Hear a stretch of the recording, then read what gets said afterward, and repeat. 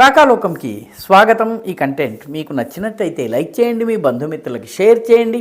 ఇప్పటి వరకు సబ్స్క్రైబ్ చేసుకోకపోతే సబ్స్క్రైబ్ బటన్ని నొక్కండి, అదేవిధంగా బెల్ ఐకాన్ని కూడా తప్పనిసరిగా నొక్కండి. జై హింద్ మిత్రులు.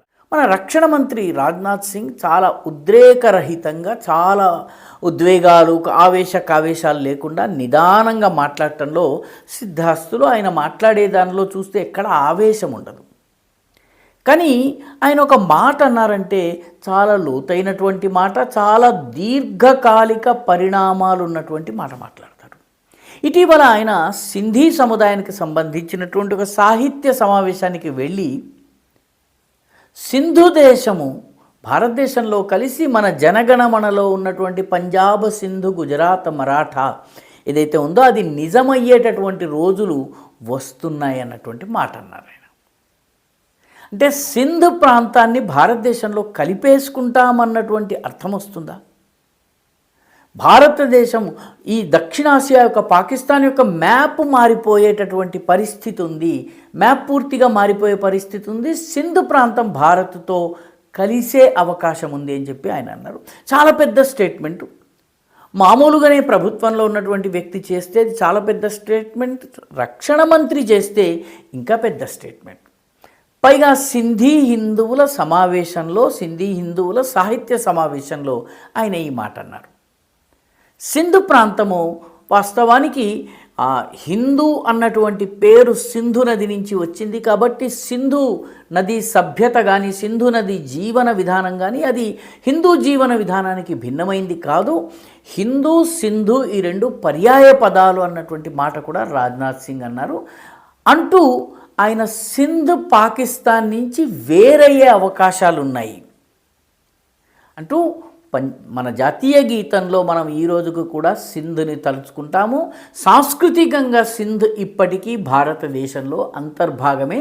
భౌగోళికంగా అది వేరే దేశంగా ఉన్న సింధు సంస్కృతి కానీ, భాష కానీ, వాళ్ళ జీవన విధానం కానీ అది భారతదేశపు సాంస్కృతికంగా భారతదేశపు అంతర్భాగం అన్నారు రాజ్నాథ్ సింగ్. రాజ్నాథ్ సింగ్ గతంలో కూడాను ఒక సందర్భంలో రక్షణ అధికారుల సమావేశంలో మాట్లాడుతూ, డిఫెన్స్ రిలేటెడ్ మీటింగ్లో మాట్లాడుతూ పాకిస్తాన్ గనక దుస్సాహసానికి పాల్పడితే పాకిస్తాన్ యొక్క చరిత్ర మారుతుంది, భూగోళం కూడా మారుతుంది అన్నారు. పాకిస్తాన్ కా ఇతిహాస్ బదలేగా और భూగోళ్ भी బదలేగా అన్నారు ఆయన. మొత్తం చరిత్ర తారుమారైపోయి అక్కడ ఉన్నటువంటి ప్రాంతాలు కొన్ని భారతదేశంలో వచ్చి కలుస్తాయి అన్నటువంటి, లేదా పాకిస్తాన్ నుంచి వేరైపోతుంది అన్నటువంటి అర్థం వచ్చేలాగా ఆయన మాట్లాడారు. భూగోళం కూడా మారుతుందంటే మ్యాప్, పాకిస్తాన్ మ్యాప్ మారుతుందని అన్నారు. అంతకు ముందు మన ఆర్మీ చీఫ్ సిడిఎస్ అయినటువంటి దేవేంద్ర చౌహాన్ వీళ్ళు కూడాను మాట్లాడుతూ, జనరల్ దేవేంద్ర చౌహాన్ మాట్లాడుతూ కూడాను పాకిస్తాన్ గనక దుస్సాహసానికి పాల్పడితే దాని మ్యాప్ మారిపోతుంది, భూగోళ్ బదల్ జాయేగా, ఈ మాట వాళ్ళు కూడా అన్నారు. ముగ్గురు నలుగురు కీలకమైనటువంటి నాయకులు ఈ మాట మాట్లాడటము, పాకిస్తాన్ యొక్క భూగోళం మారడం అంటే సింధ్ ప్రాంతం వేరవుతుందా? బలూచిస్తాన్లో ఇప్పటికే వేర్పాటువాదం ఉండి అక్కడ 99% భూభాగం మీద పాకిస్తాన్ నియంత్రణ లేనటువంటి పరిస్థితి. అదే సమయంలో పాక్ ఆక్యుపైడ్ జమ్మూ కాశ్మీర్లో కూడాను పాకిస్తాన్ ప్రభుత్వం యొక్క విడ్డూరపు విధానాలకు వ్యతిరేకంగా ప్రజలు తిరగబడుతున్నారు. ఇటువైపు ఉన్నటువంటి భారతదేశంలో ఉన్నటువంటి కశ్మీర్లో ప్రజలు చాలా అభివృద్ధి చెందుతున్నారు, మాకు కూడా అటువంటి సదుపాయాలు కావాలన్నటువంటి నినాదము, ఉద్యమాలు అక్కడ పెరుగుతున్నాయి. కాబట్టి రానున్న రోజుల్లో ఇప్పుడున్నటువంటి పాకిస్తాన్ మ్యాప్ ఈ రూపంలో ఉంటుందా అన్నటువంటి ప్రశ్న చిహ్నాలు చాలా కాలంగా ఉన్నాయి. ఖైబర్ పఖ్తూన్వాలో కూడాను నిత్యము ఏదో ఒక దాడి జరుగుతోంది. అక్కడ ఉన్నటువంటి పష్తూన్లు పాకిస్తాన్ ప్రభుత్వానికి వ్యతిరేకంగా పోరాడుతున్నారు. నవంబర్ 25వ తారీఖు కూడా, అంటే మంగళవారం కూడాను పాకిస్తాన్ ఆఫ్ఘనిస్తాన్ పైన వైమానిక దాడులు చేసింది.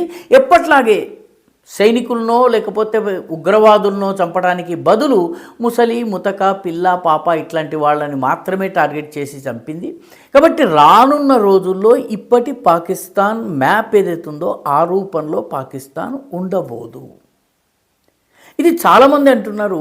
రక్షణ మంత్రి కూడా అనడం అనేది చాలా కీలకమైనటువంటి విషయము. రాజ్నాథ్ సింగ్ మామూలుగా ఇటువంటి స్టేట్మెంట్స్ చేసేటప్పుడు 1కి 10 సార్లు ఆలోచించుకుని చేసేటటువంటి వ్యక్తి. ఆయన ఈ మాటను డిఫెన్స్ మినిస్టర్ నోట ఇతిహాస్ బదల్ జాయేగా ఔర్ భూగోల్ బదల్ జాయేగా, అదేవిధంగా పంజాబ్, సింధ్, గుజరాత్, మరాఠా అన్నటువంటి జాతీయ గీతంలో ఉన్నటువంటి సింధ్ సాంస్కృతికంగా భారతదేశంలో అంతర్భాగము అన్న మాట అన్నారు. కాబట్టి ఇది చాలా కీలకమైనటువంటి స్టేట్మెంట్. ఒక రకంగా పాకిస్తాన్కి కూడా హెచ్చరిక. పాకిస్తాన్ శివాలెత్తిపోతోంది. ఈ స్టేట్మెంట్ విన్న తర్వాత రాజ్నాథ్ సింగ్ని, మోదీ ప్రభుత్వాన్ని విమర్శిస్తూ అనేక ప్రకటనల్ని జారీ చేసింది. భారత్ రెచ్చగొట్టే ధోరణిలో వ్యవహరిస్తోందని చెప్పి కూడా అన్నది. కానీ సింధులో ఉన్నటువంటి సింధీలు ఎవరైతే ఉన్నారో, పాకిస్తానీ సింధీలు ఎవరైతే ఉన్నారో వాళ్ళు ఈ స్టేట్మెంట్ని స్వాగతించారు. ఎందుకంటే సింధులో సింధ్ ఉద్యమం అని ఒక పెద్ద ఉద్యమం, సింధు దేశ్ ఉద్యమం.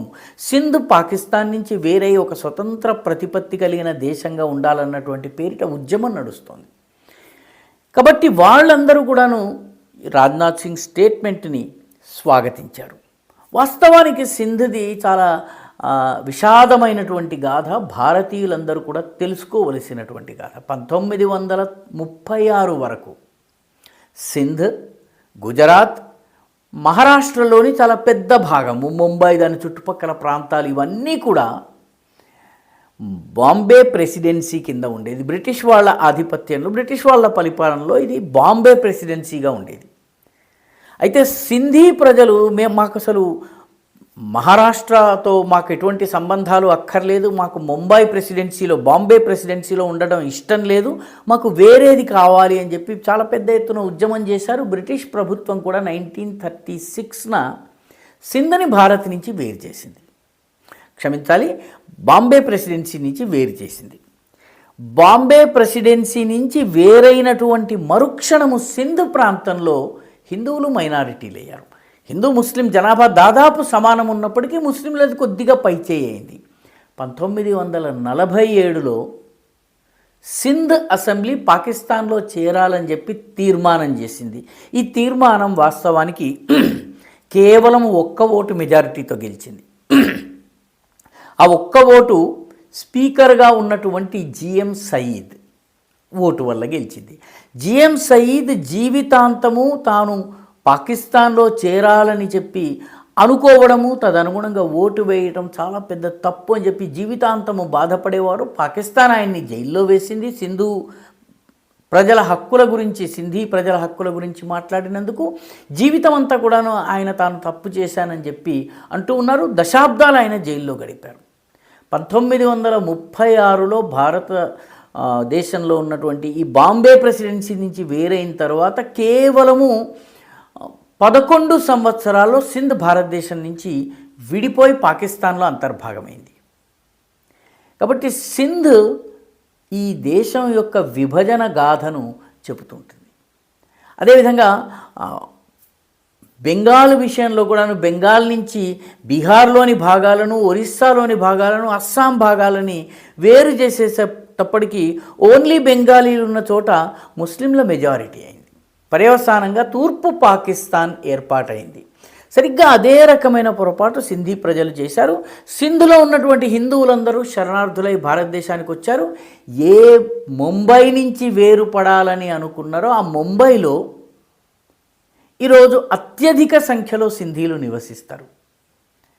ఇప్పుడు రాజ్నాథ్ సింగ్ సింధ్ ప్రాంతం గురించి మాట్లాడడం అనేది ఈ ప్రజలందరికీ కూడాను ఒక కొత్త ఆశ. పంజాబ్, సింధ్, గుజరాత్, మరాఠా అని జాతీయ గీతంలో పాడుతూ ప్రతిరోజు సింధుని ఏదైతే స్మరించుకుంటున్నామో అది నిజమయ్యే అవకాశం వస్తోందా అని సింధ్ ప్రజలు భావిస్తున్నారు. పాకిస్తానీ ముస్లిం సింధీలు కూడా పాకిస్తాన్ నుంచి వేరు కావాలి, మాకు మీరు సహకరించండి అని చెప్పి భారతదేశాన్ని కోరుతున్నారు. మొత్తం మీద జిఎస్-సింధ్ మూమెంట్ కానీ, సింధు దేశ్ మూమెంట్ కానీ భారత్లో చేరే మాట మాట్లాడటం లేదు. కానీ సింధు దేశ్ వేరుగా ఉండాలన్నటువంటి డిమాండ్ను ముందుకు తీసుకొస్తున్నారు. రానున్న రోజుల్లో ఏమవుతుందో తెలియదు. కానీ మన రక్షణ శాఖ మంత్రి అయినటువంటి రాజ్నాథ్ సింగ్ మాత్రము చరిత్రను, భూగోళాన్ని మార్చే స్థితి, తాహతు, స్తోమత, శక్తి, సామర్థ్యము భారతదేశపు సైన్యానికి ఉంది అని ఘంటాపథంగా చెప్తుంది. ఈ వీడియో మీకు నచ్చినట్టయితే లైక్ చేయండి, షేర్ చేయండి, ఈ ఛానల్కు సబ్స్క్రైబ్ చేయండి. మీ అభిప్రాయాన్ని కమెంట్ల రూపంలో తప్పనిసరిగా పంపించండి.